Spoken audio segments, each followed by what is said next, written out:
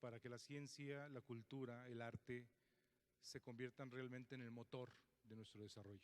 ¿Qué necesitamos para que nuestras universidades realmente se conviertan en el elemento central del desarrollo de nuestra entidad?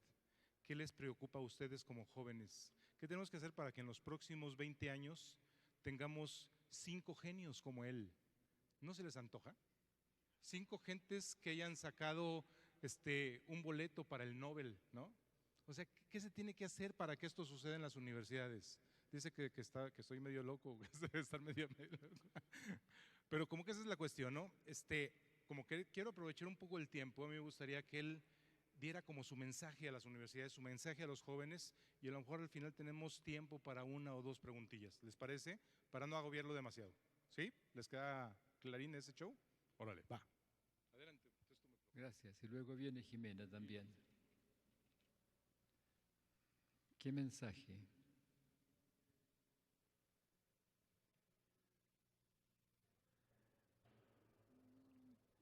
Cuando fue el golpe militar en Santiago de Chile,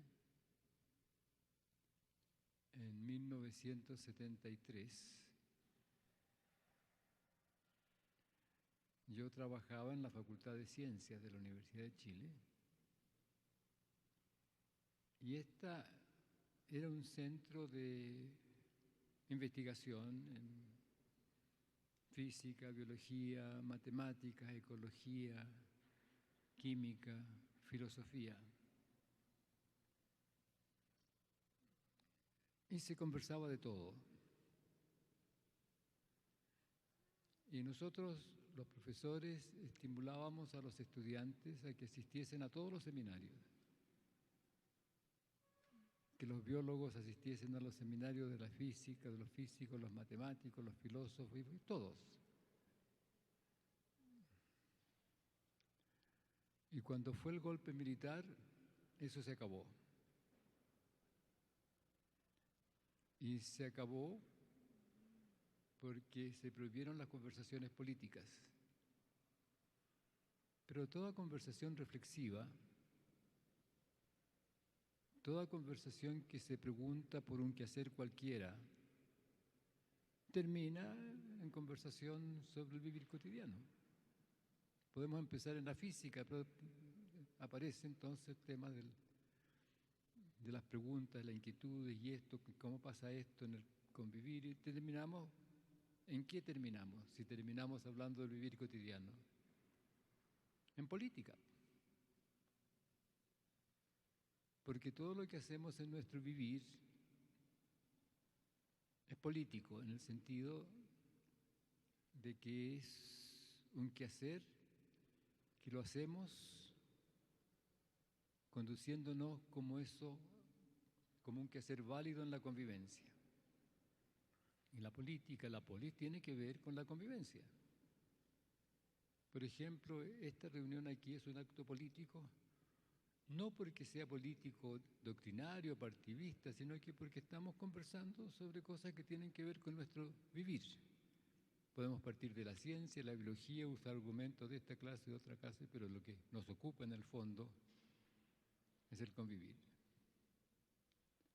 Entonces, lo primero que yo recomendaría a cualquier ámbito universitario es que no se reduzcan las conversaciones, no se parcelen las actividades, no se conviertan en ámbitos doctrinarios.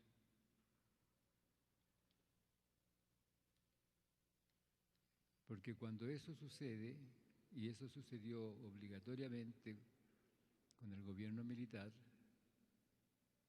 se estrecha la mirada, inevitablemente, y se estrecha la orientación, se pierde el sentido de comunidad en el quehacer. Uno deja de ver que el vivir de uno tiene sentido en la comunidad en que uno convive y que lo hace posible. Así que no dejen de conversar de todo y escuchar todos los seminarios y participar en todas las cosas, porque aunque no pertenezcan a esa línea de estudios, los va a enriquecer. No los va a hacer expertos de nada, fuera posiblemente de su ámbito de profesional, lo cual es bueno, porque cuando uno es experto deja de reflexionar un poco,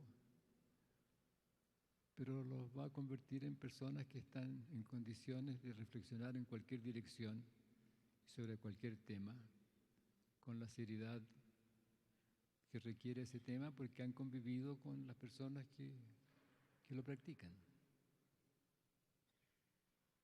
Y tal vez eso sería lo más importante que yo podría decirle a los jóvenes estudiantes universitarios. Y segundo, en mi opinión, aunque uno adquiera una profesión en la universidad, el propósito de la universidad no es formar profesionales, es formar personas que están dispuestos a ser serios y profesionales en lo que hacen, pero desde esa perspectiva no quieren actuar como expertos porque están abiertos a mirar en todas direcciones. Y uno no siempre necesariamente actúa solamente en aquel campo que fue su profesión, porque la profesión lo ha enriquecido de una manera, en esta manera de estudiar, que le permite orientarse nuevamente en cualquier otra dirección y ser un ciudadano serio, ético y democrático.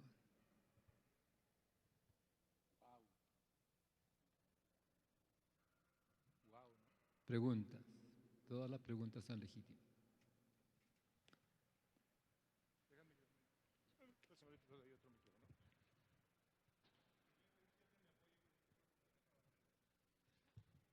Bueno, buenas tardes, doctor Maturana. Mi nombre es Héctor Coronado. Estoy culminando la licenciatura en Sociología. Y yo quería preguntarle algo respecto a la biología y a la sociedad. Ahorita la señora Jimena nos comentaba que existe… ¿Biología y sociedad? Sí. Generaciones que están naciendo, ella decía una frase, con un nuevo chip. Ya. Mi pregunta va orientada a ese campo. Supongamos que podemos lograr una transformación en el amor y en el lenguajear.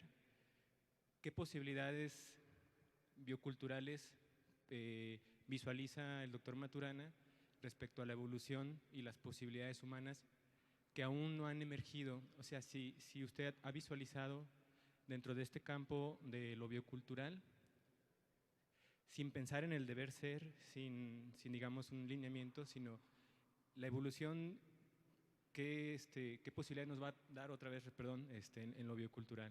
A ver, no le entiendo bien. ¿Qué posibilidad? Sí, como personas, ¿qué nuevas capacidades, cualidades pueden emerger en esta línea de lenguajear, del amor, digamos, de la transformación cultural? Bueno, todas las capacidades humanas, porque la diferencia de las distintas profesiones que uno escoge no están en el tema de la inteligencia o de las capacidades, aunque haya distintos talentos que uno suele decir. Claro, Mozart tenía desde pequeñito un talento extraordinario y además le gustaba la música. Pero todos podemos pintar, todos podemos hacer música, pero ¿nos gusta lo suficiente como para dedicar nuestra atención? Tenemos diferencias. Yo personalmente desde chico quería entender a los seres vivos. Y me he movido en todas las direcciones en los momentos de mi vida, pensando que yo estoy siguiendo un camino que me va a llevar de alguna manera a la comprensión de los seres vivos. O sea, el camino que seguimos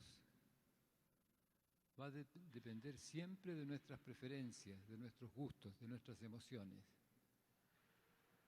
podemos tener una argumentación racional y decir este es un tema importante para la comunidad, pero si los fundamentos de donde los decimos, los fundamentos emocionales, de donde hacemos nuestro argumento racional, no nos satisfacen, no los cambiamos, no vamos a hacer eso. Gracias. Los seres humanos somos seres racionales, lo hemos dicho varias veces, que usamos la razón para justificar nuestros deseos, nuestras preferencias, nuestros gustos. Entonces, el verdadero tema de la formación de los niños tiene que ver con la educación de sus gustos, de sus preferencias, en el deseo de que tengan gustos, ganas y preferencias que los conserve como personas éticas, serias y responsables en el crecimiento. Esto de ser serio, ético y responsable no es una limitación, es una apertura, porque proviene de una mirada amplia. Y lo de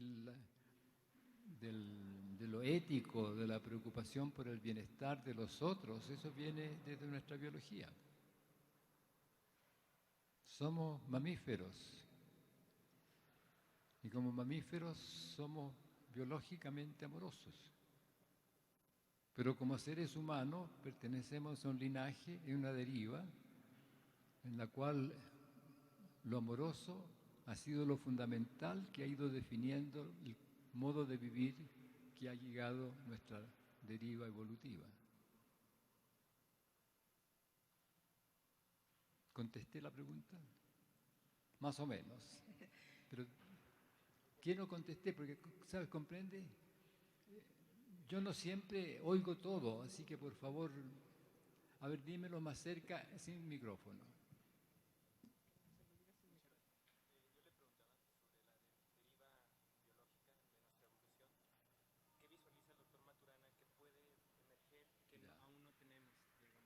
Ya, muy bien.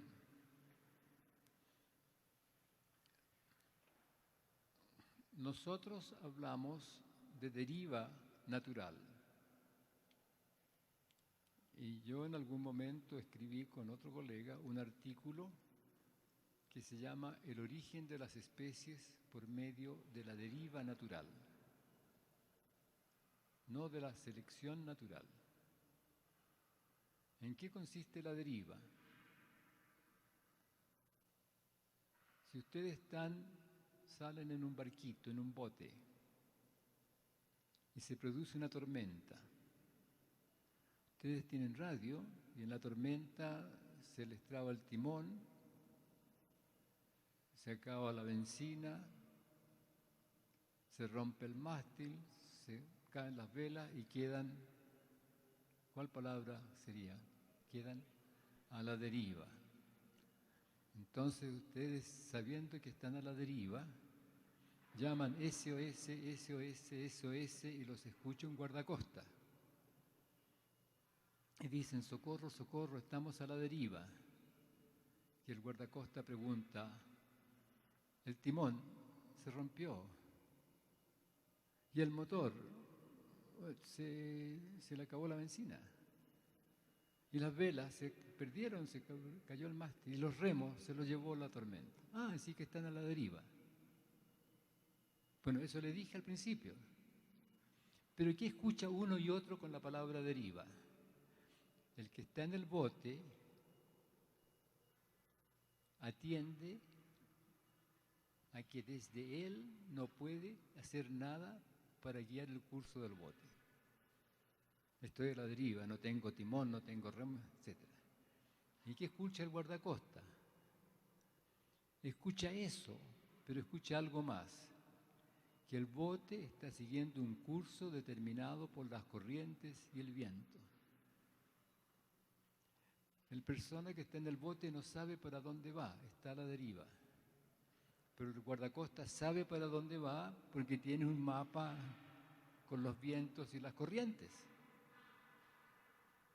Y le dice, señor, señora, no se preocupe. en 5 horas más lo voy a encontrar.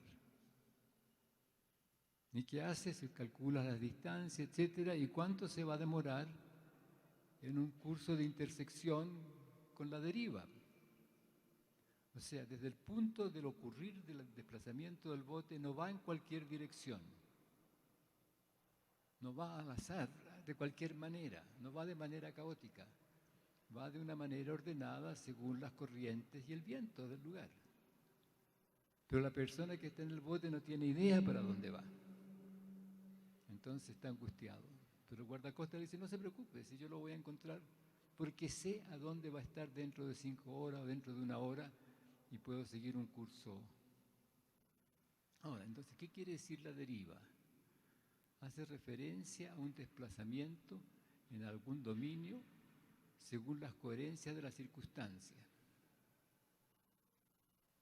En este caso, viento, oleaje, y el bote estará a la deriva mientras flote,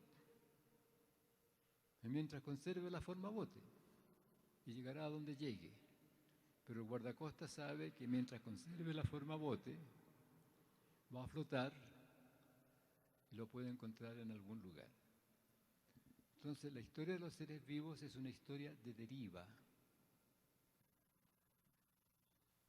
Cuando se habla de selección, en el fondo se habla de sobrevida diferencial. Pero el mecanismo de la sobrevida diferencial, para Darwin, en las circunstancias en que vivió, fue la competencia. Y tomó la noción de competencia de los economistas de esa época en Inglaterra. Competían por los medios de sobrevivencia y entonces los que eran más hábiles eran los que sobrevivían y los otros no, y entonces habría una sobrevida diferencial en el curso de la historia. Pero la deriva hace que el curso que siguen los seres vivos en su vivir nunca sea cualquiera.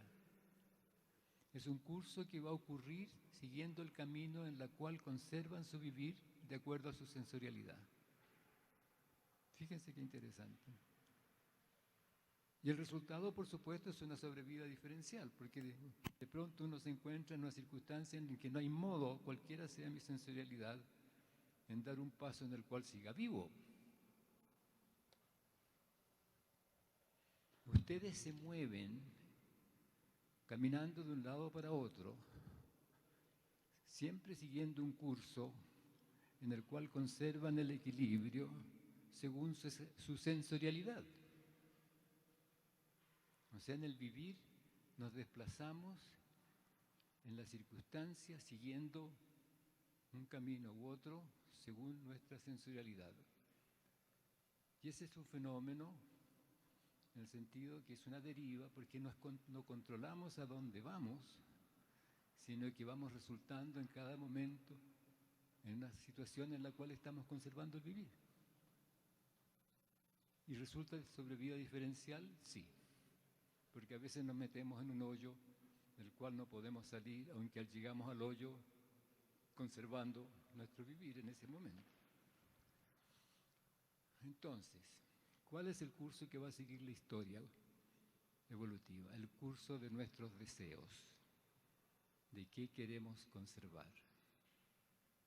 ¿Qué queremos conservar los seres humanos frente al avance tecnológico? Viene aquí un tecnólogo y me dice, mire, aquí tengo un conjunto de chips que le puedo implantar.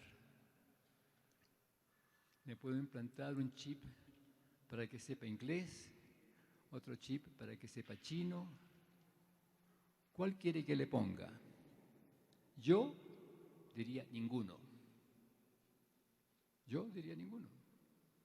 No quiero perderme el placer de aprender inglés o el placer de aprender chino en el vivir y convivir en las circunstancias de aprender ese idioma. No quiero robotizarme. Pero nos encontramos inmersos en una tecnología que sutilmente nos empuja a la robotización. Entonces va a depender de nosotros, de qué queremos conservar. Seguimos aquí, Gracias. luego seguía Camilo por acá. Ahorita vamos a ver a cuántos alcanza. Bueno, buenas tardes, doctor. Mi nombre es Silvia Arce, soy terapeuta familiar sistémica y también Que estoy... llegue Jimena. Claro, qué gusto. Jimena, una pregunta que es bueno que tú escuches, no solamente yo. Bueno, una pregunta para ambos. Les decía, bueno, mi nombre es Silvia Arce, soy terapeuta familiar sistémica y elaborando la tesis de psicología social. Entonces, en esto llego a ver las ventajas que tiene esta aplicación, incluso en la mediación, este tema de la legitimación. Me parece muy válido, y hasta el ejemplo de la silla cuando nos explicaba sillar.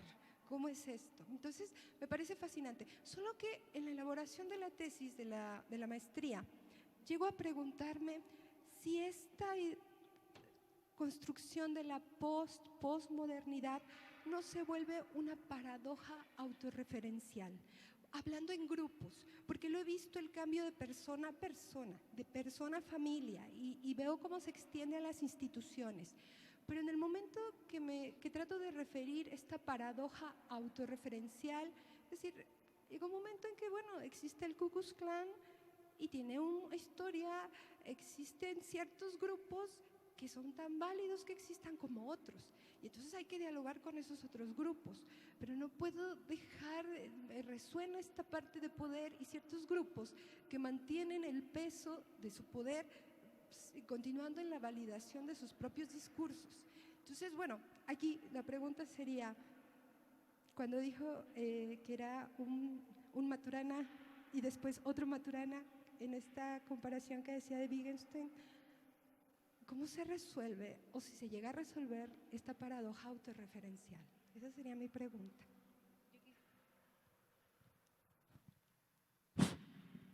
Yo quisiera preguntarte algo.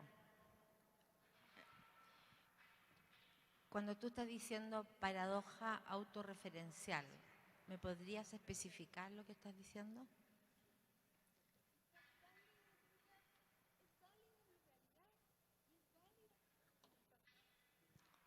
Bueno, tratando de explicar esto, no entiendo, es válida una realidad como es válida otra realidad.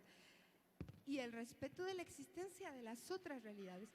Solo que hay realidades que se siguen cuestionando. Yo cuestiono la presencia de grupos como secuestradores. ¿Cómo qué? Secuestradores, como violadores, que son con los grupos con los que trabajo y existen y tienen una realidad y tienen una personalidad y tienen una existencia, y eso es válido. El punto es cuando pienso en grupos de hegemonías de poder, para decir también es válida mi realidad de un grupo contra otro. Entonces, a eso me refiero. A veces decir, es válido, eres válido, y entonces tenemos que negociar, y esa parte es fundamental. Solo estaba pensando en estos grupos más amplios de poder que determinan, esta es más mi realidad que tu realidad, y entonces la impongo. Y estoy hablando de grupos más amplios, porque si entiendo esta distinción entre persona a persona, persona a familia y el trabajo con las instituciones, pero estaba pensando en estas gamas más amplias. Bueno, ustedes saben que uno nunca puede especificar lo que el otro o la otra escucha. Por lo tanto, yo voy a responder, voy a tratar de hacer voy a hacer una reflexión sobre lo que yo escuché que tú dijiste, que probablemente no es lo que dijiste. ¿Ya? Yo siento que la paradoja está en darle un valor a la validez como un valor universal o como un valor que tiene que ver no con la ética, sino como un valor en sentido de algo moral o no moral. ¿Me estoy explicando? ¿Ya? Resulta que cuando hablamos de la ética y hablamos de los valores morales o no morales, no es lo mismo una cosa que otra. Cuando hablamos de la validez no estamos diciendo yo te valido a ti y yo tengo la espada de validarte y todo es válido o no. Lo que sí estamos diciendo, que todos los seres humanos nacemos como seres amorosos. Y nosotros desde ahí decimos y hablamos del Homo sapiens amans. ¿Hasta ahí vamos? ¿Bien? Pero ese Homo sapiens amans, en su deriva evolutiva humana, se puede transformar en un Homo sapiens amans arrogans, en un Homo sapiens amans aggressans o en un Homo sapiens amans amans. Todos los seres humanos nacemos como seres amorosos, todos. Entonces cuando hablamos, y este es el tema de lo que yo entendí como la paradoja de la validez, yo escucho que tú dices, entonces todo es válido. Pero esa validez de la que tú estás hablando tiene un componente de moral. ¿Me estoy explicando? Un componente de moral, porque nosotros hacemos una distinción entre lo moral Y lo ético. y lo ético. Y aquí vamos los dos a la diferencia entre lo moral y lo ético está en lo siguiente. La ética es aquella dinámica relacional en la que yo o el otro o la otra está consciente de que no quiere causarse daño a sí mismo, al otro o la otra. Es una dinámica relacional, no es un estandarte de validez, es una dinámica relacional. ¿Y qué es lo moral? Y lo moral tiene que ver con las costumbres, las normas, las leyes. La palabra, es interesante esto, porque la palabra ética proviene del griego y la palabra moral proviene del latín. La palabra tiene que ver, de la ética, tiene que ver con el habitar. Yo quiero un habitar de la clase que tú decías. La palabra moral tiene que ver con la costumbre. Cuando uno le dice a otra persona, tú eres inmoral, le está diciendo, tú no estás cumpliendo con las costumbres, con las normas. Y desde ahí hay conductas morales y no éticas, o hay conductas éticas y no morales, o hay conductas éticas y morales. ¿Se entiende? Por lo tanto, un juez, cuando dice y pone el martillo, yo lo declaro a usted por 5 años de cárcel por A, B o C, D, puede estar él siendo moral porque está pegado a las normas que dicta la ley que está creada por los hombres. Sin embargo, Puede estar siendo ético porque está actuando desde su sentir con respecto a qué es lo adecuado en un convivir en el mutuo respeto, que es una cosa distinta. Parece que están las pilas, así que usemos uno nomás. entonces la paradoja que yo escucho tiene que ver entre estas dos cosas, que es lo moral, que es un constructo humano, leyes, y tenemos de eso mucho. Pero la conducta ética no es de leyes ni es de morales, es en la convivencia, en un espacio de conciencia donde uno mismo, el otro y la otra surge como legítimo otro en la convivencia con uno. Y desde ahí otra cosa. Yo he escuchado muchas personas que han leído, qué sé yo, y que dicen, yo ya me encontré en el camino y estoy validando a los otros. Yo no valido a nadie. Surge en la relación conmigo y yo con él como legítimo otro en la convivencia. Y una vez que aparece, yo puedo decir que el mundo que trae la mano no me gusta y nos separamos, o el mundo que trae la mano me gusta y seguimos juntos. ¿Sí? Supongamos que yo vengo, por favor, todavía un poquito. Yo vengo de otra parte y que hay una puerta, la abro y voy a entrar Digo, disculpen, me equivoqué. ¿Qué estoy diciendo? ¿Ah? Estoy diciendo, disculpen, entré a un lugar al cual yo no pertenezco. Me disculpo. Lo legítimo es, una persona vive en la legitimidad de su ser cuando no tiene que disculparse por ser. O sea, cuando uno se conduce de modo que el otro surge como legítimo otro, surge sin tener que disculparse por ser. Ninguno de ustedes se va a disculpar aquí por ser y estar aquí.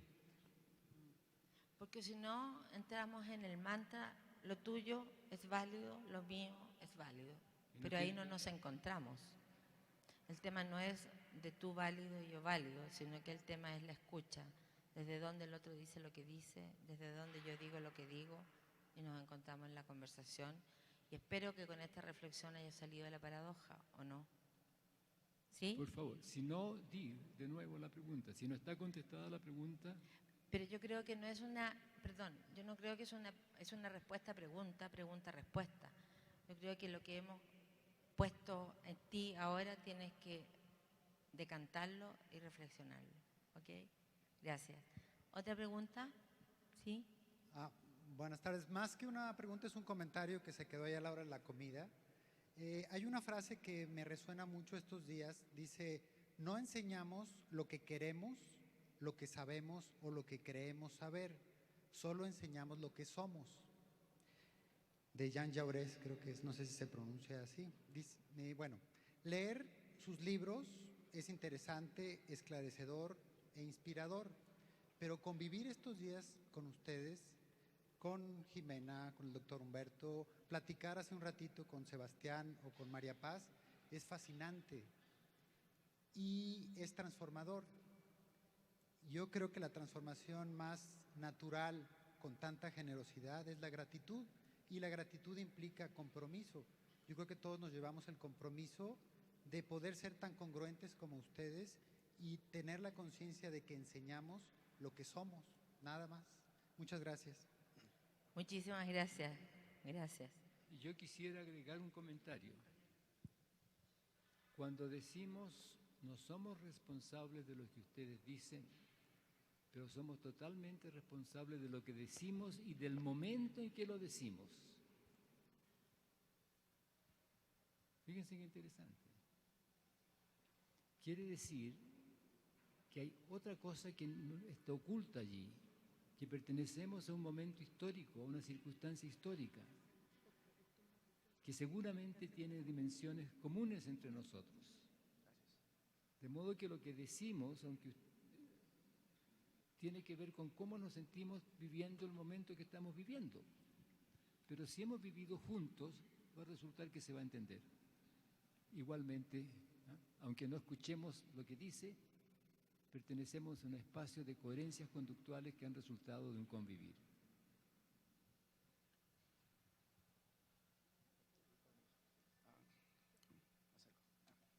Buenas tardes, mi nombre es Axel Ascorra. ¿Cuánto? ¿Tu nombre cuál es? Axel. Axel Ascorra. Bueno, primero que nada me gustaría compartirles una frase que me gustó mucho, que es: no pretendas o no te esfuerces tanto por dejarles a tus hijos un mundo mejor, más bien darle a este mundo unos mejores hijos, que creo que es lo que se basó el seminario, una sustentabilidad más que nada personal, no una sustentabilidad como nos han enseñado en los medios de comunicación masivos, donde lo sustentable tiene que ver con el ambiente, tiene que ver con lo económico. No, la base, he aprendido en ese seminario, es lo personal, es lo individual. A partir de lo individual produce como un efecto dominó. Yo creo que se va a ir reproduciendo a todo el mundo, y eso va a crear un mundo mejor. Es una cosa. La segunda, decían, ¿qué queremos conservar? En este mundo nos estamos robotizando, nos estamos haciendo cada vez más dependientes a la tecnología. ¿Pero qué queremos conservar? Bueno, yo pienso que hay que conservar más que nada la humanidad, la recreación, el ocio, que es lo que mucha gente busca. Sí, tú sales a trabajar, pero muchas veces quieres hacer lo que te divierte, en lo que te sientes pleno. Entonces, en ese caso, yo pienso que una solución sería promover arte y cultura, pero promover el lado divertido del arte y la cultura. Porque en esa forma la gente iría por gusto, iría a olvidarse de, no diría todas sus penas, pero sus problemas o ciertas cargas que trae, a despejarse un momento. Entonces, lo que es teatros, por ejemplo, públicos, no sé, en el Metropolitano, que se hagan obras de teatro o algo parecido. Más que nada eso, la recreación, pero difundiendo el lado divertido para que las personas pues se desahoguen un momento.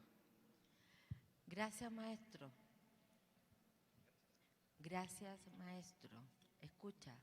Gracias, maestro. Porque tú has logrado en estos días una profundidad de entendimiento que muchas veces personas mucho mayores que tú no lo logran. Y has tocado una palabra que a mí me encanta, que es el juego, 2 palabras, y la otra el ocio.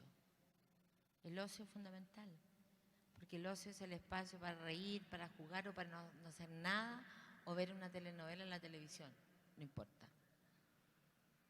Pero la recreación, el juego y el pasarlo bien es fundamental. Así que gracias, gracias maestro, gracias.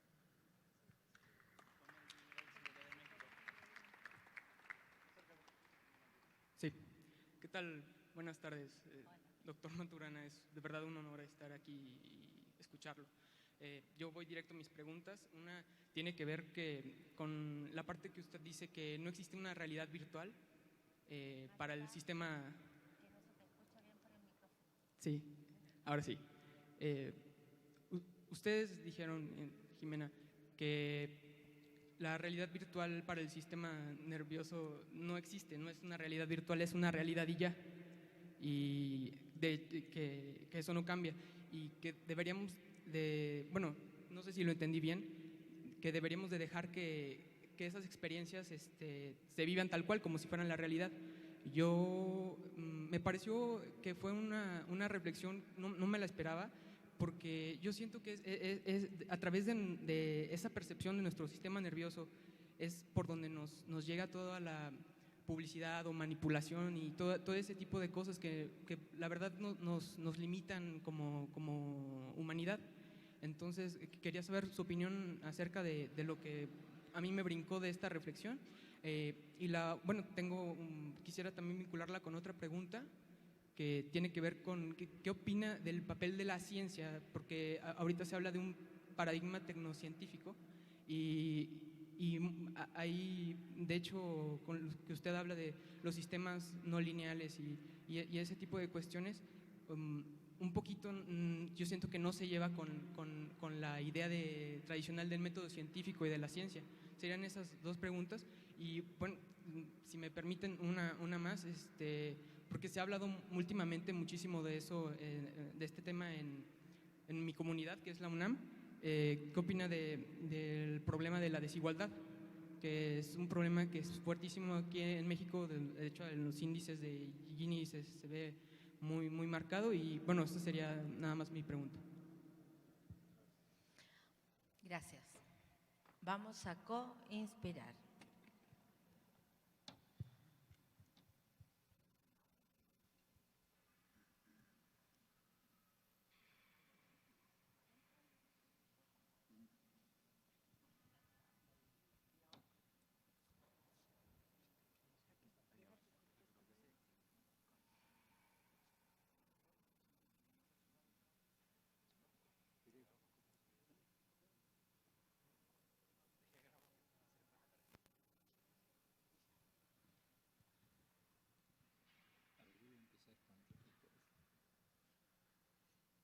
Con respecto a la ciencia,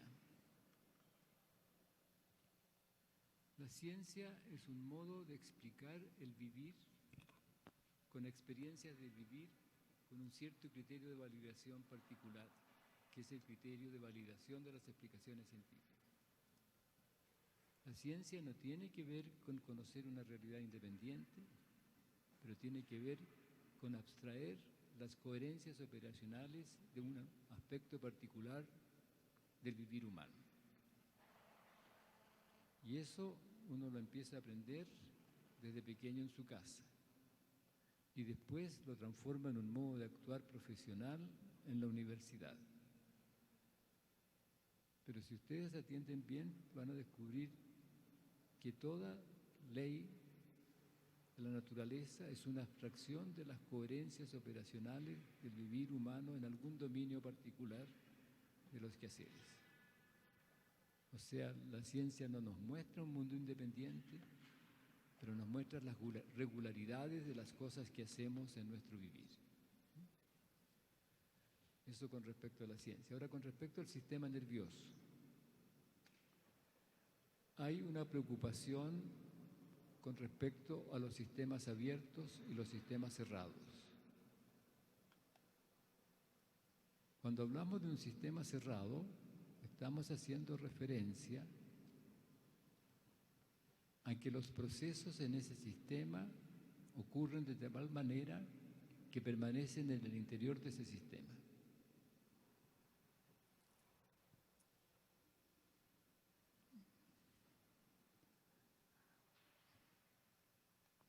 Por ejemplo, se dice que los números naturales son un dominio cerrado porque todas las operaciones con los números naturales dan origen a números naturales. Suma y resta, y hay con pequeños ajustes por el cero, después se ponen los negativos, etcétera, pero es cerrado en términos de que dan origen a números naturales. Lo que pasa con el sistema nervioso es que es una red de elementos interconectados, que son neuronas, si son células, o moléculas, si es en un unicelular, y no hay neuronas, sino que hay células. Pero si uno ve, miremoslo en las neuronas, el sistema nervioso, ustedes lo miran y van a encontrarse con una red tal que todo cambio de relaciones de actividad en ella da origen a otros cambios de relaciones de actividad en ella. Eso quiere decir que es cerrado. Ni más ni menos. Ahora, si ustedes miran un sistema nervioso, va a ver que este tiene superficies sensoriales,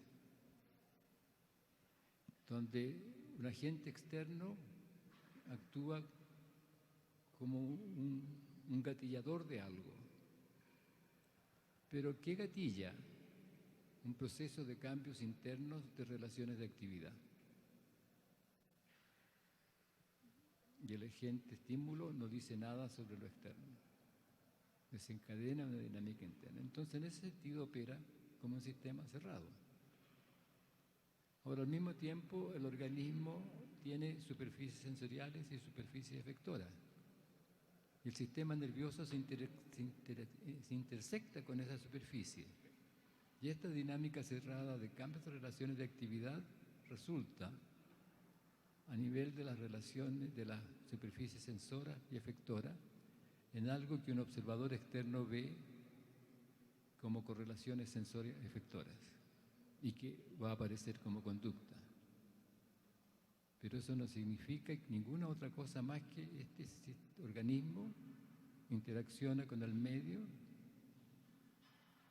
en los encuentros y su sistema nervioso genera correlaciones sensoefectoras que en el encuentro como totalidad en el medio aparecen como conducta.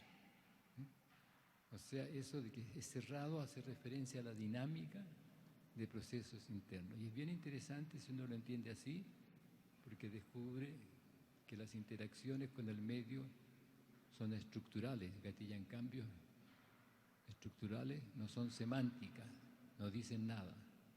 Y lo semántico aparece en el vivir del organismo en el espacio conductual, como un comentario del observador.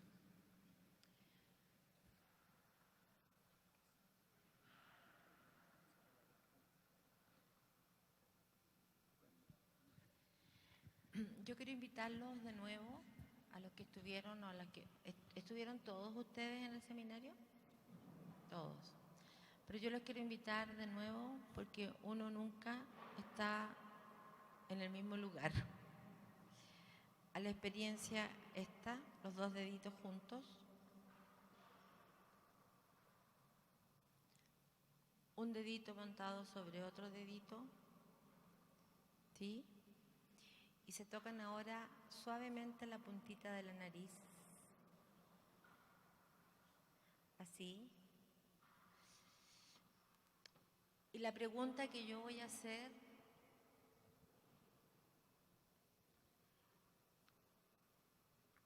¿cuántas puntitas de nariz sienten? ¿Cuántas? 2.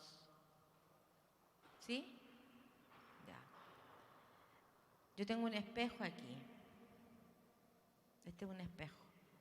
¿Cuántas puntitas de nariz ven reflejadas en el espejo? Una. ¿A quién le creo? ¿Al tacto o al espejo? ¿Perdón? ¿A quién le creo? No. ¿Al tacto? ¿Al tacto? Ah.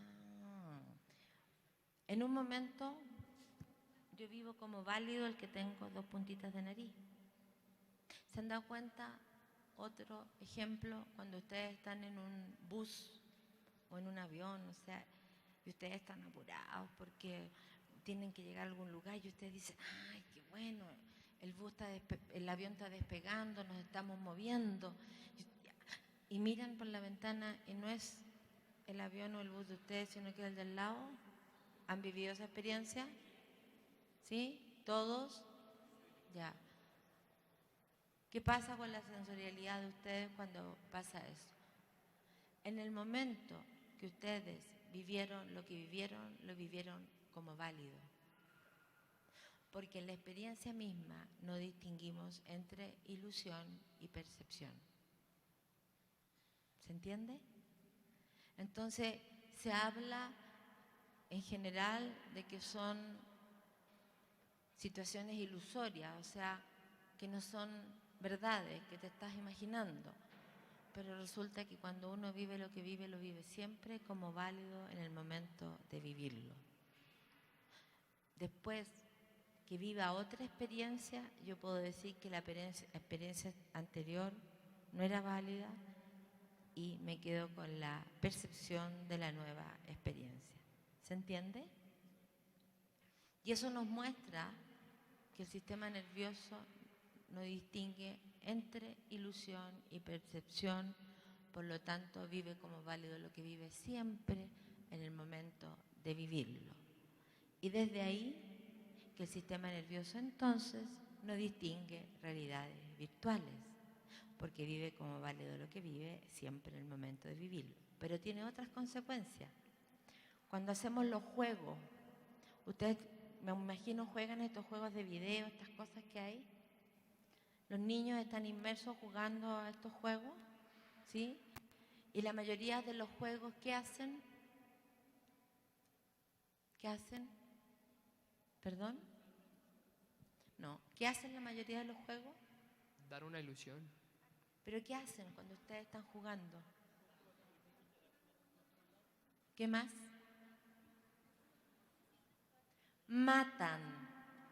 Los niños aprenden a matar y a competir jugando esos juegos, porque la experiencia misma no distingue entre ilusión y percepción, y los niños viven como válido lo que viven en el momento de vivirlo. Y después tenemos que en Estados Unidos vino un joven y mató a 40 compañeros. ¿De dónde viene eso? Puede ser de los juegos, puede ser de la experiencia, pero tiene que ver con la cultura que vivimos, donde el jugar y competir, cuando uno compite no juega, cuando uno juega y está en el placer de jugar no compite, juega. Los juegos no son juegos de entendimiento, no son juegos que nos invitan a mirar la biosfera, son juegos agresivos, donde alguien muere, otro pierde. Entonces, para los niños que están inmersos en ese mundo, su sistema nervioso se está transformando. ¿De qué manera? De una manera que después el matar, el morir o el competir pasa a ser parte natural de su modo de vivir. Y después decimos, oh, en tal parte un joven mató a... oh, en tal... Y resulta que estamos inmersos en una cultura donde aún estamos en la barbarie de creer que los problemas humanos se resuelven con la guerra o con la competencia. ¿Vamos por ahí? Entonces, cuando el niño está jugando, está viviendo como válido lo que vive. Cuando uno de ustedes o nosotros, yo estuve hace muy poco tiempo atrás con mi nieto, mi hijo, en el paseo típico que uno hace por esas cosas de la vida a Disney World. Viví experiencias maravillosas como otras terribles en estos juegos y pude constatar ahí, maravillosamente, hay un momento, es otros años atrás que fui con mis hijos chicos, hay una experiencia que es un auditorio como este grande, que tú te sientas en una silla y en el escenario hay un genio, un hombre como un Einstein que está haciendo algunos experimentos y el propósito de ese momento es que tú vivas una experiencia, comillas, ilusoria. Entonces, este hombre que está adelante, que es un muñeco, está haciendo algunos experimentos de modo tal que hay un momento en que algo pasa y los ratones se multiplican y los ratones empiezan a correr por la sala. Y resulta que yo levantaba los pies, pero decía, no hay ratones, pero levantaba los pies porque hay ratones. No, no hay ratones, pero ¿me entiendes? Porque estaba consciente que en la experiencia no distinguimos entre ilusión y percepción. ¿Me entiendes? Pero igual me pasó. Entonces levantaba los pies, no los bajaba, venían los... No, si no vienen los ratones, pero mi corporalidad, sin pensar ni reflexionar, lo que me pasa era que yo sentía que venían ratones y a una cosa que venga un ratón y una cosa que venga un desfile de ratones, ¿cierto? Entonces estaba en esta... Y como esos muchos juegos, ustedes buscan en YouTube, hay muchas cosas con respecto a esta, pero el tema no es quedarse en el juego, es quedarse en las consecuencias que tiene en el vivir humano, entender que en la experiencia misma nos distinguimos entre ilusión y percepción. Ese es el tema. Y esas son las consecuencias que nosotros hemos seguido en nuestro trabajo. Discriminación. Vivimos una cultura de discriminación. Tú dijiste, quiero que me respondan por la discriminación. O yo escuché algo que no. ¿Perdón? ¿Desigualdad? Bueno, discriminación. Claro. Por eso es interesante lo que uno escucha. ¿Eh?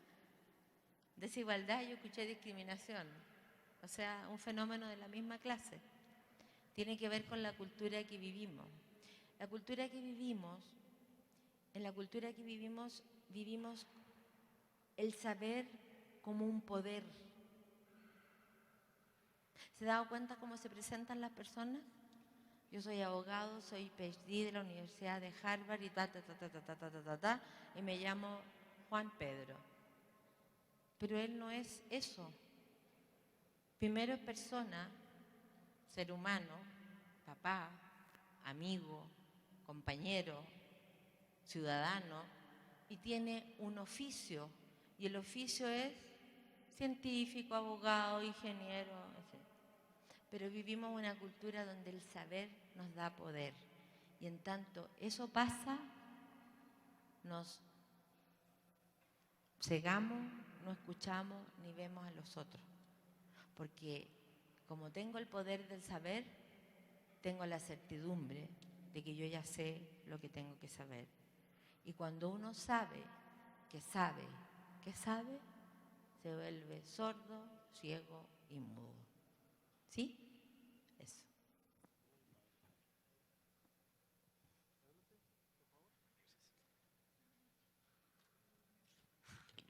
Oye, buenas tardes. Procura hablar para ver si se oye mejor, con menos retumbe a este lado. A ver, haz la prueba. ¿Qué tal? Bueno, ¿sí? Se oye un poco con menos retumbe. Habla desde ahí, pues.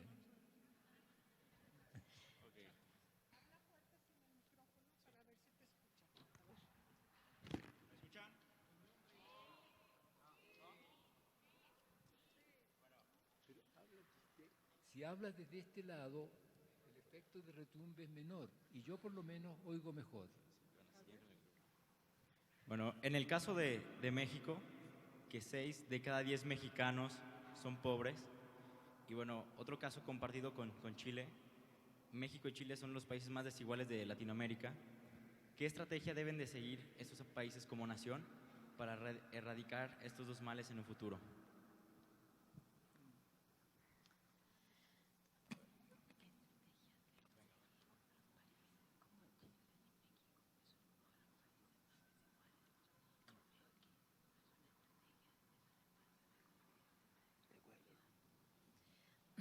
Cuando nosotros hablamos de estrategia, estamos sacando del dominio de los grandes estrategas de la guerra, o de qué sé yo, que se preparaban para llegar a algún lugar, y una cosa es la estrategia y la otra La táctica. la táctica. Son dos cosas distintas. La estrategia, Tiene que ver, ¿sí? ¿sí? Dígalo usted. Tiene que ver con la concepción que se tiene sobre el cómo hay que obtener el resultado deseado. Y la táctica tiene que ver con la localidad de los pasos que se van haciendo para obtener el resultado deseado. Y en este caso, las personas con poder de decisión tendrían que entender estos dos conceptos.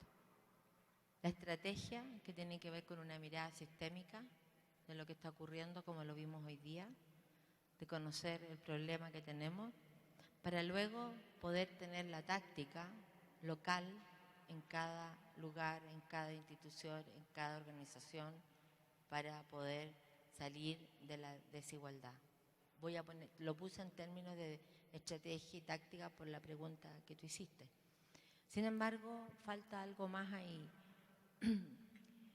Si nosotros pensamos en la estrategia, estamos pensando en algo independiente de nosotros. Y lo que nosotros hemos dicho, que toda transformación cultural pasa por cada uno de nosotros. Y ya nos hemos dado cuenta que las revoluciones, que los Che Guevara, que los etcétera, etcétera, etcétera, se cayeron. Porque con guerra, con muerte, con revolución no sacamos nada. Tampoco en la absoluta tranquilidad de estar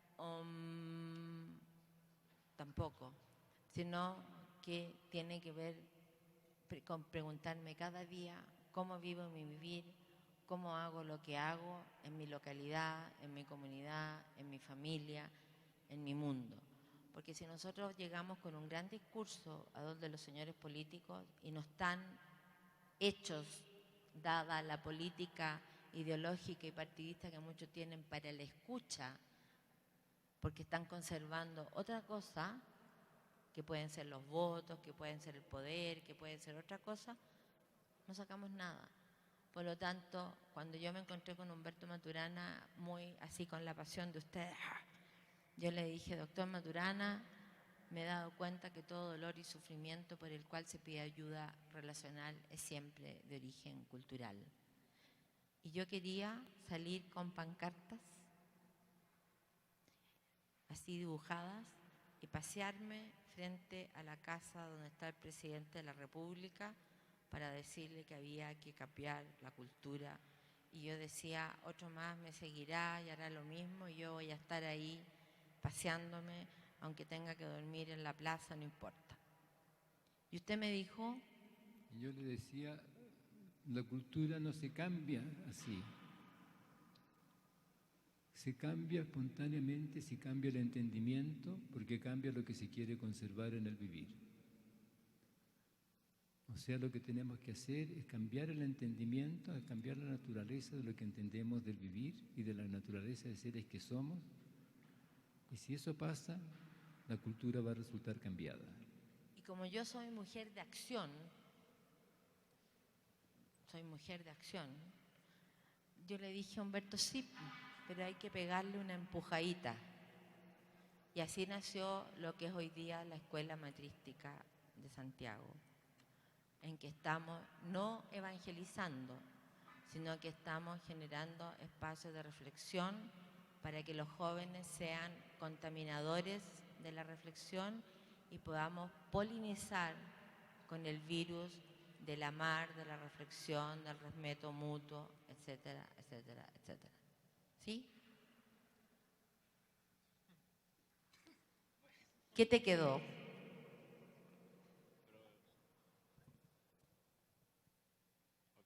Pero el cómo vas, sí, vas a empezar a hacer acciones, pero ¿bajo qué base? ¿Cómo? Tú quieres una receta. Y fíjate que nosotros no damos receta, porque las recetas no sirven. Yo te puedo dar la receta de mi abuela cuando hacía queque o pan, y resulta que puede faltar un ingrediente y no te va a resultar. Esto no se trata de receta, se trata de un espacio de conciencia de cada uno de nosotros en la localidad de nuestro vivir. Entonces la pregunta que yo te hago para que te la lleves de reflexión es: ¿cómo estoy haciendo lo que estoy haciendo en mi vivir? ¿Cómo me estoy relacionando con mi papá o mi mamá o los adultos? ¿Cómo me estoy relacionando con mis hermanos, si los tengo, con mis amigos? ¿Cómo me estoy relacionando conmigo mismo y mis compañeros y mis estudios? ¿Estoy siendo un adulto ético, responsable? ¿Soy una persona autónoma y reflexiva? Entonces quiero dejarte, no con una receta, sino que con muchas reflexiones y muchas preguntas. ¿Sí? Ok. ¿Aló? 2 segundos. Un pequeño comentario antes, quizás como para aterrizar lo que se dio ahora recién, que la pregunta que escuché que hizo ¿tu nombre? ¿Ah? Josué. Responde una pregunta que se orienta a ver cómo transformar la estructura. Cómo transformar, porque el hecho de que 6 de cada 10 mexicanos sean pobres, o el hecho de que 5 de cada 10 o 6 de cada 10 chilenos sean pobres, responde a un ámbito que mira en el caso de Chile, 16 millones de habitantes. Eso ya es una estructura que va mucho más allá de la localidad, de lo que yo puedo hacer día a día, que responde a estrategias que va a seguir una nación, que va a seguir un campo que va mucho más allá de lo que yo como individuo puedo hacer. Y en ese sentido eso se conecta con uno de los debates más grandes que está en las ciencias sociales de hace como 50 años. El tema de la agencia, es decir, qué es lo que puedo hacer yo como actor de mi propio vivir, y la estructura, es decir, aquello a lo cual venimos arrojados a este mundo. Yo puedo hacer muchas cosas, yo puedo tomar muchas decisiones, sin embargo, por el hecho de nacer en sociedad, por el hecho de nacer en una ciudad, voy a estar en una estructura en la cual vamos a ir a la escuela primaria, vamos a ir a la escuela secundaria, vamos a tener que pagar un arriendo o pagar una hipoteca para tener un hogar. Todo eso es una estructura de vida que ya viene amoldada, que es resultado de una historia de cientos de años, que nos tiene donde nos tiene. Entonces, en ese sentido, el cómo transformar el modo de vida de una nación de forma tal de que ya no haya pobreza de esa naturaleza, implica transformar la estructura. Y para transformar una estructura tienen que ocurrir procesos que van más allá de mi generación, de la generación de mis hijos y de la generación de los hijos de mis hijos. Porque son procesos transformacionales que van mucho más allá, trascienden a nosotros como individuos y lo que hacemos. Un ejemplo de eso es que, por ejemplo, cuando en Latinoamérica se hacen medidas para toda América Latina en términos de educación, desde el momento que se toma la decisión hasta que llega a la última escuela, está estudiado y pasan 15 años. Es decir, de que los cambios a ese nivel, a esa escala, son súper lentos. En ese sentido, y la invitación que se hace desde esta mirada, es ver cómo nosotros, para contribuir a esa clase de transformaciones, tenemos que transformar primero lo que hacemos nosotros día a día. Y a medida de que más personas vayan transformándose cotidianamente, es que poco a poco se va a poder ir logrando esa clase de cambio. No sé si ayuda un poco más como a conectar un poco. Ahora, siguiendo lo que Sebastián dice, paremos un poco nosotros la intención de la pregunta que tengamos. Yo digo, paremos la chicharra Los esclavos hacían lo que hacían y no se sentían esclavos. Los esclavos eran esclavos cuando tenían conciencia de que eran esclavos. La pobreza, y lo dijeron acá, hay personas que viven feliz en su espacio y no se sienten pobres. La pobreza es cuando se toma conciencia de pobreza porque alguien dice que hay pobreza. Y lo mismo pasa con lo que hablaban de la desigualdad. Hay muchas familias que viven felices sin conciencia de desigualdad. Y la infelicidad aparece ¿cuándo? Cuando alguien dice que hay desigualdad. No todo está tan mal, no todo está perdido. La canción lo decía, no todo. Porque si miramos el mundo solo, como diría algún filósofo por ahí, Schopenhauer, desde que todo está mal, que todos estamos arrojados a un mundo y vamos a ser infelices, para allá vamos todos. Pero si nosotros miramos el mundo, primero todos los días cuando nos despertamos y decimos, wow, estamos vivos, qué maravilla, estamos vivos, vamos que se puede, pero se puede desde cada uno de nosotros, ¿ok? Eso. Hola, me llamo Gibran y yo, aprovechando que estamos conversando, quiero plantear una situación de reflexión que he tenido desde hace varios tiempo y que ayer que hablábamos sobre la mutua afectación y estas dinámicas relacionales vino a mí nuevamente, y quisiera que desde su persona, desde el ser Humberto Maturana, el ser Jimena Dávila, nos platicaran un poco su experiencia entre la relación de ser y estar, porque ayer que platicábamos de esta mutua afectación y de la biología cultural, que yo lo entendí como la biología el ser y el ámbito cultural como el estar, y el ser está, pero a veces en la sociedad tenemos ahorita que hablamos, ciertos criterios para ser y para estar. Entonces, para estar bien yo necesito un trabajo, pero para entrar a ese trabajo tengo que dejar de ser algo de lo que soy. Por ejemplo, desde mi coherencia, el cabello largo lo uso porque representa algo para mí, me da significado de mi ser, pero para estar bien necesito ese trabajo al que quiero entrar y que no les gusta que yo sea como soy, que me tengo que cortar mi cabello, ¿no? Entonces, esa relación, ¿cómo la han vivido ustedes? Y que nos marquen un panorama, ¿no? Porque a veces creemos que soy para estar o estoy para ser. Entonces, en este ámbito cultural, no sé si sea muy egoísta ser para estar o si me esté negando en estar para que ese ámbito, ese contexto me condicione a mí para ser. No sé si me estoy explicando. No sé qué te estás explicando, pero yo te voy a contar lo que yo estoy escuchando. Ajá. Como Sebastián decía, tenemos una estructura de ¿cuántos miles de años haciendo lo que hacemos? Muchos. Estructuras que hemos creado para vivir, se supone, un mundo mejor. Cuando yo me encontré con todo esto, Humberto decía, yo soy biólogo, no soy filósofo. Porque creo que lo dijo acá también, porque si decía que era filósofo me iba a preguntar por Kant. Y yo no sé. A mí me encanta la filosofía. En otra vida voy a estudiar más profundamente, quizás, aunque no sé, porque hemos nosotros creado una nueva filosofía. La filosofía tradicional se pregunta por el ser, ¿sí o no? Y lo más cercano que tenemos a la salida es por ahí por Heidegger, ¿sí o no? Que habla del Dasein, que habla de todo esto y que dice, la flor me florea. Doctor Humberto Maturana, ¿le florea la flor a usted? No. Yo veo flor cuando distingo alguna configuración de sensorialidad que pertenece a mi convivir con otros, de modo que esa configuración de sensorialidad se asocia con la palabra flor en la circunstancia en que esto puede ocurrir. Y hay una película que muchos de ustedes pueden haber visto o no, porque es antigua, de Walt Disney, que se llamaba Fantasía. Y en esta película hay una escena en que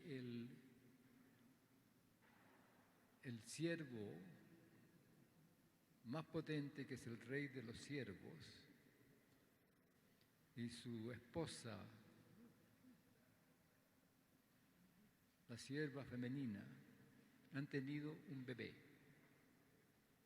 Y este bebé sale a caminar y se encuentra con otros animalitos chicos. Y se acerca, está aprendiéndolo todo, no sabe nada. Acerca una planta con una flor, mete su naricita y después así, y un conejito le dice, flor. Y él dice, flor. Y de pronto pasa una mariposa y el cervatillo dice, flor. Y el conejito le dice, no, mariposa. Y después la película sigue, pero esa escena es muy interesante, porque en la relación del cervatillo con el conejo, la circunstancia adquiere un carácter diferencial con la palabra. ¿Qué es lo que ve el cervatillo? No tenemos la menor idea, pero resulta que llama flor a algo allí que tiene colores. Pasa la mariposa y la llama flor,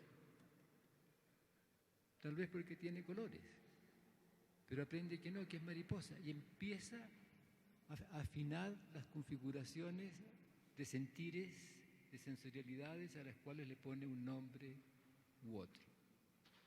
Nosotros pertenecemos a una cultura que tiene una historia en la cual, cuando distinguimos flor, normalmente eso corresponde a una relación espacial, circunstancial, en que otros van a decir, sí, es flor.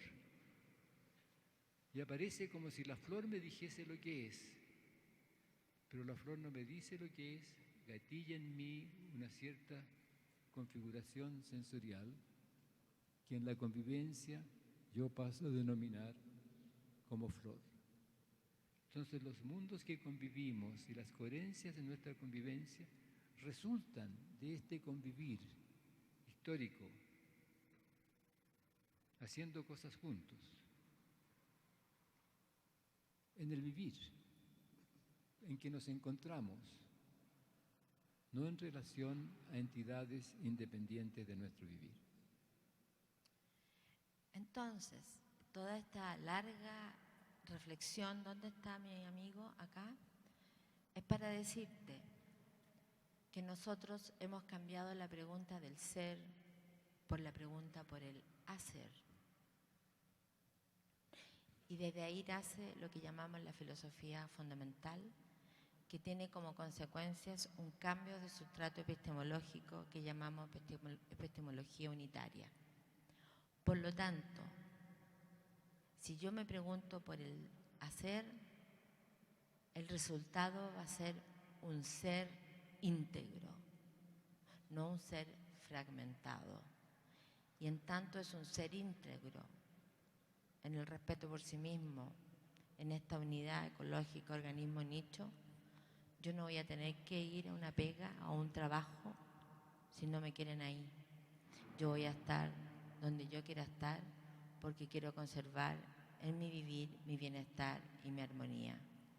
¿Sí? ¿Algo?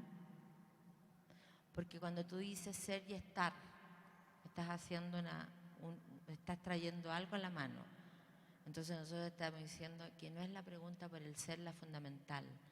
La pregunta fundamental es ¿cómo hago lo que hago? Porque cuando yo me pregunto eso, me estoy preguntando en la vida cotidiana cómo estoy haciendo lo que estoy haciendo, y como resultado de ese proceso en mi vivir va a resultar un ser, Un ser es un resultado. Y además que cuando hablamos del ser, este es inaccesible, porque tiene que ver con la identidad o con los deseos de cada uno de nosotros. Entonces, le hemos contado algo interesante. Nosotros hablamos de la filosofía fundamental que se pregunta por la pregunta por el hacer, no la pregunta por el ser. ¿Ok? Increíble, ¿no? Nos tenemos que ir porque fíjense que hay dos cosas que van a suceder ahorita. Van a empezar a entrar las máquinas a quitar ya todo desmontaje, porque si no, no termina el tiempo para montar el siguiente evento. Pero además, como les había dicho, hay la propuesta por parte de un importante grupo que comanda el Museo del Quijote, de Guanajuato, para proponer a Humberto para un premio internacional. Y tienen ya la reunión también que lo está esperando. Creo que ha sido una extraordinaria clase de ciencia y es padrísimo poder ver a dos personas con esta cantidad, con esta calidad, trabajando con nosotros. Un aplauso, por favor.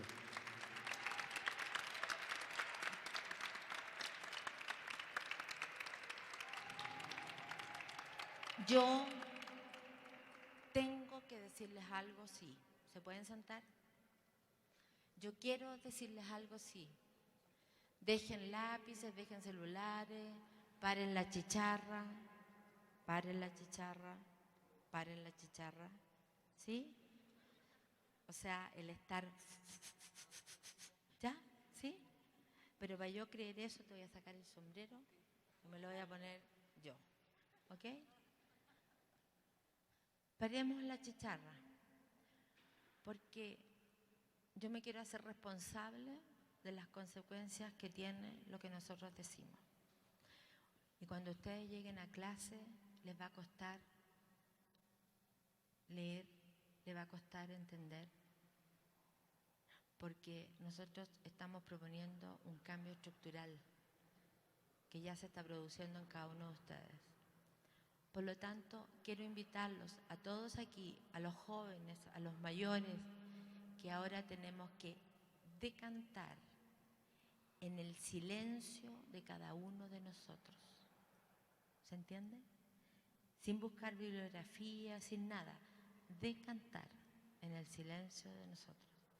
Porque si ustedes llegan a clase y dicen, profesor, el doctor Maturana dijo que les van a sacar malas notas a fin de año, y lo que ustedes tienen que hacer es pasar rapidito los ramos para que después sean libres y puedan ser biólogos culturales maravillosos, porque de muchos biólogos culturales necesitamos para que este mundo se transforme. ¿Me escucharon? Silencio. El profesor, cuando dice lo que dice, lo dice desde un dominio que tiene que ver con la cultura que vivimos. Él no está equivocado. Él hace lo que hace porque es lo que aprendió a hacer. Entonces ustedes, este camino de reflexión que están comenzando, comiéncenlo en el silencio, en la conversación entre ustedes, pero no quieran cambiar al profesor porque si no les va a ir mal. ¿Ok? Eso quería decirle. Muchas gracias. Muchísimas gracias a todos, que les vaya muy bien, tengan un buen fin de semana.